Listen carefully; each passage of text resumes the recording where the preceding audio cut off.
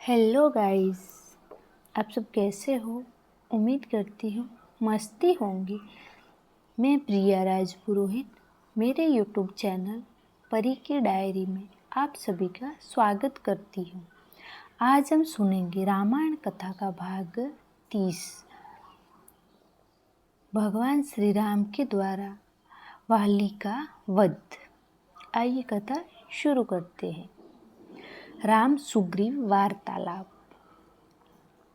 राम ने सुग्रीव से कहा, हे सुग्रीव, मुझे बताओ कि वह भयंकर रूपधारी राक्षस मेरी प्राणेश्वरी सीता को लेकर किस दिशा में गया है। तुम शीघ्र पता लगाओ कि वह राक्षस कहाँ रहता है। वानरराज धोखे में डालकर और मेरा अपमान करके मेरी प्रियतमा को अपहरण करने वाला वह निशाचर मेरा घोर शत्रु है। मैं आज ही उसका वध करके सीता को मुक्त कराऊंगा। राम के शोक से पीड़ित वसन को सुनकर सुग्रीव ने उन्हें आश्वासन दिया, हे राम, मैं निष्कुल में उत्पन्न उस पापात्मा राक्षस की शक्ति और गुप्त स्थान से परिचित नहीं हूँ, किंतु मैं आपको विश्वास दिलाता हूँ कि मैं शीघ्र ही ऐसा यत्न करूँगा कि मिथिलेश कुमारी सीता को आपको मिल जाए। अतः आप धैर्य धारण करें। इस प्रकार से व्याकुल होना व्यर्थ है। व्याकुल होने पर मनुष्य की बुद्धि गंभीर नहीं रह पाती। आपको इस प्रकार से अधीर होना शोभा नहीं देता है। मुझे भी पत्नी की विरह का महान कष्ट प्राप्त हुआ है, तथापि मैं पत्नी के लिए निरंतर शोक नहीं करता। जब मैं वानर होकर धैर्य धारण कर सकता हूँ, तो आप तो नर हैं, महात्मा हैं, सुशिक्षित हैं, आप मुझसे भी अधिक धैर्य धारण कर सकते हैं। मैं आपको उपदेश नहीं दे रहा हूँ, सिर्फ मित्रता के नाते आपके हित में सलाह दे रहा हूँ। सुग्रीव की बात सुनकर राम नेत्रों से अश्रु पोंछ कर बोले, हे वानर नरेश, तुमने वही किया जो एक स्नेही और हितैषी मित्र को करना चाहिए। तुम्हारा कार्य सर्वथा उचित है। सखे, तुम्हारे इस आश्वासन ने मेरी चिंता को दूर करके मुझे स्वस्थ बना दिया है। तुम जैसे स्नेही मित्र बहुत कम मिलते हैं। तुम सीता को पता लगाने में मेरी सहायता करो और मैं तुम्हारे सामने ही दुष्ट वाली का वध करूँगा। उसके विषय में तुम मुझे सारी बातें बताओ। विश्वास करो, वाली मेरे हाथों से नहीं बच सकता। राम की प्रतिज्ञा से संतुष्ट होकर सुग्रीव बोले, हे रघुकुल मणि, वाली ने मेरा राज्य और मेरी प्यारी पत्नी मुझसे छीन ली है। अब वह दिन रात मुझे मारने का उपाय सोचा करता है। उसके भय के कारण ही मैं इस पर्वत पर निवास करता हूँ। उससे ही भयभीत होकर मेरे सब साथी एक एक करके मेरा साथ छोड़ गए हैं। अब ये केवल 4 मित्र मेरे साथ रह गए हैं। वाली अत्यंत बलवान है, उसके भय से मेरे प्राण सूख रहे हैं। वह इतना बलवान है कि उसके दुर्भिम नामक बलिष्ठ राक्षस को देखते देखते मार डाला। जब वह साल के वृक्ष को अपनी भुजाओं में भरकर झकझोरता है तो उसके सारे पत्ते झड़ जाते हैं। उसके असाधारण बल को देखकर मुझे संशय होता है कि आप उसे मार पाएंगे। सुग्रीव की आशंका को सुनकर लक्ष्मण ने मुस्कुराते हुए कहा, हे सुग्रीव, तुम्हें इस बात का विश्वास कैसे होगा कि रामचंद्र जी वाली को मार सकेंगे।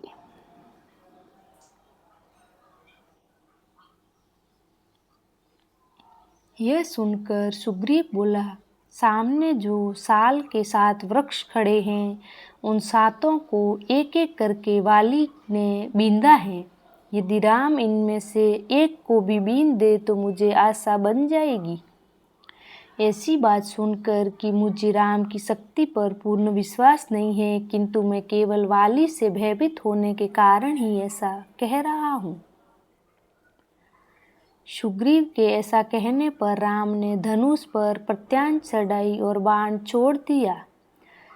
जिसने भीषण टंकार करते हुए एक साथ सातों साल वृक्षों को और पर्वत शिखर को भी बींध डाला।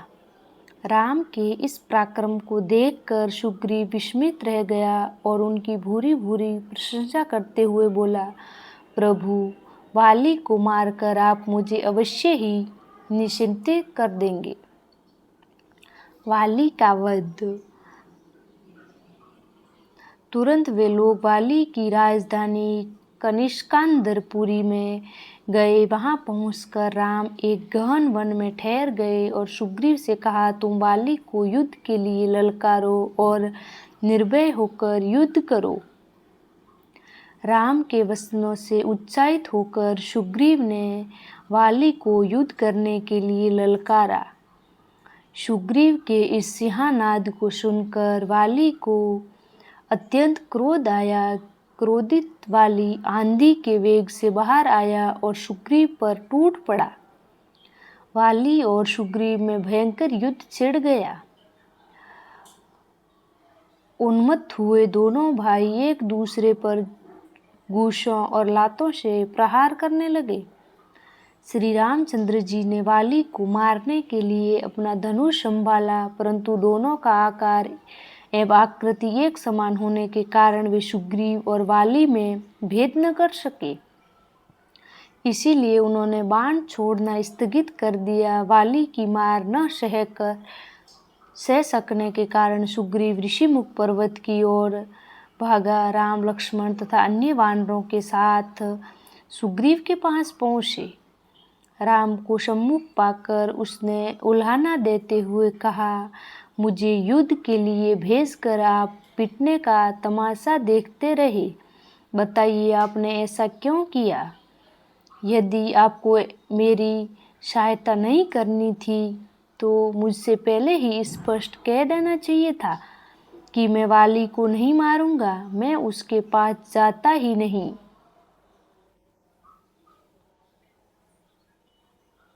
सुग्रीव के सब क्रुद्ध शब्द सुनकर रामचंद्र ने बड़ी नम्रता से कहा, सुग्रीव, क्रोध त्यागो और मेरी बात सुनो। तुम दोनों भाई रंग, रूप, आकार, गति और आकृतियों में एक समान हो, अतः मैं तुम दोनों में अंतर नहीं कर सका और मैंने बाण नहीं छोड़ा। यदि मेरा बाण वाली को लगने के स्थान पर तुम्हें लग जाता तो मैं जीवन भर किसी को मुख दिखाने लायक नहीं रहता। वानरेश्वर, अपनी पहचान के लिए तुम कोई चिन्ह धारण कर लो जिससे मैं तुम्हें पहचान लूं और फिर से युद्ध के लिए जाओ। इतना कहकर लक्ष्मण से बोले, हे लक्ष्मण, ये उत्तम लक्ष्मणों से युक्त गज पुष्पी लता फूल रहे हैं, उसे उखाड़कर महामान सुग्रीव के गले में पहना दो। लक्ष्मण ने वैसा ही किया और सुग्रीव फिर से युद्ध करने चला। इस बार सुग्रीव ने दुगने उत्साह से सिंहनाद करते हुए घोर गर्जना की, जिसे सुनकर वाली आंधी के वेग से बाहर की ओर दौड़ने को उद्यत हुआ, किंतु उसकी पत्नी तारा ने भयभीत होकर वाली को रोकते हुए कहा, हे वीर श्रेष्ठ, अभी आपको युद्ध के लिए जाना श्रेयकर नहीं है। सुग्रीव एक बार मार खाकर भाग जाने के पश्चात फिर युद्ध करने के लिए लौटा है। इससे मेरे मन में शंका उत्पन्न हो रही है। ऐसा प्रतीत होता है कि उसे कोई प्रबल सहायक मिल गया है और वह उसी के बल पर आपको ललकार रहा है। मुझे कुमार अगंद से सूचना मिल चुकी है कि अयोध्या के अजय राजकुमार राम और लक्ष्मण के साथ उनकी मैत्री हो गई है। संभवत है वे ही उसकी सहायता कर रहे हो। राम के पराक्रम के विषय में तो मैंने भी सुना है, वे शत्रुओं को देखते देखते धराशायी कर देते हैं। यदि वे स्वयं सुग्रीव की सहायता कर रहे हैं तो उनसे लड़कर आपका जीवित रहना कठिन है। इसीलिए उचित यही है कि इस अवसर पर आप बैर छोड़कर सुग्रीव से मित्रता कर लीजिए।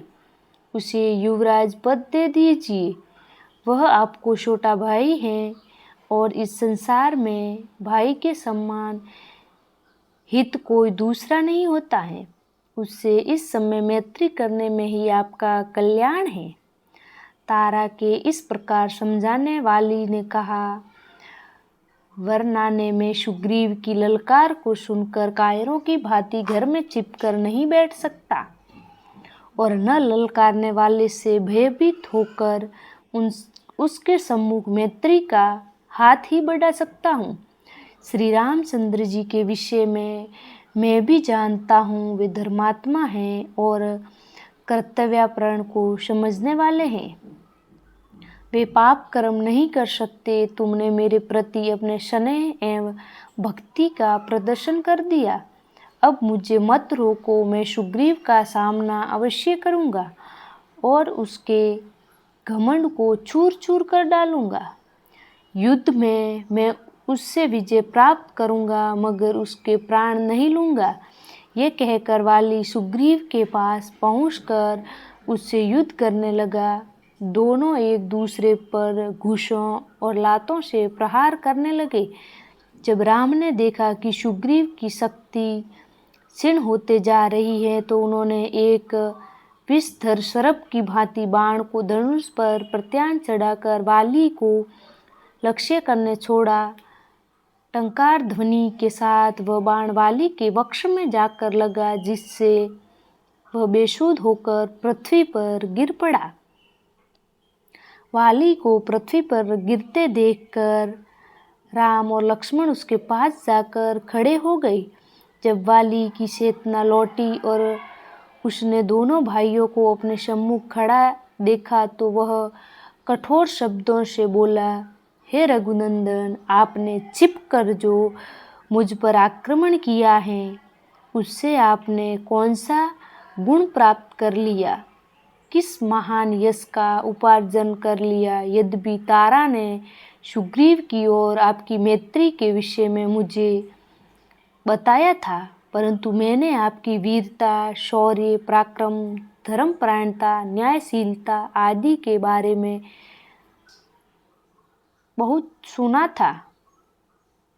इसी गुणों को ध्यान में रखते हुए उनकी बात नहीं मानी थी और कहा था कि न्यायशील राम कभी अन्याय नहीं करेंगे। आज मुझे ज्ञात हुआ कि आपकी मति मारी गई है। आप दिखावा के लिए धर्म को चोला पहने हुए हैं। वास्तव में आप अधर्मी हैं। आप साधु पुरुष के वेश में एक पापी हैं। मेरा तो आपके साथ कोई भी बैर नहीं है, फिर आपने ये क्षत्रियों को लज्जाने वाला कार्य क्यों किया? आप नरेश हैं। राजा के गुण साम, दाम, दंड, भेद, दान, क्षमा, सत्य, धैर्य और विक्रम होते हैं। कोई राजा किसी निरपराध को दंड नहीं देता। फिर आपने मेरा वध क्यों किया है? हे राजकुमार, यदि आपने मेरे समक्ष आकर मुझसे युद्ध किया होता, तो आप अवश्य ही मेरे हाथों मारे गए होते। जिस उद्देश्य के लिए आप सुग्रीव की सहायता कर रहे हैं, उसी उद्देश्य को यदि आपने मुझसे कहा होता, तो मैं एक ही दिन में मिथिलेश कुमारी को ढूंढकर आपके पास ला देता। आपकी पत्नी का अपहरण करने वाला दुरात्मा रावण राक्षस के गले में रस्सी बांधकर आपके समक्ष प्रस्तुत कर देता। आपने अधर्मपूर्वक मेरा वध क्यों किया है?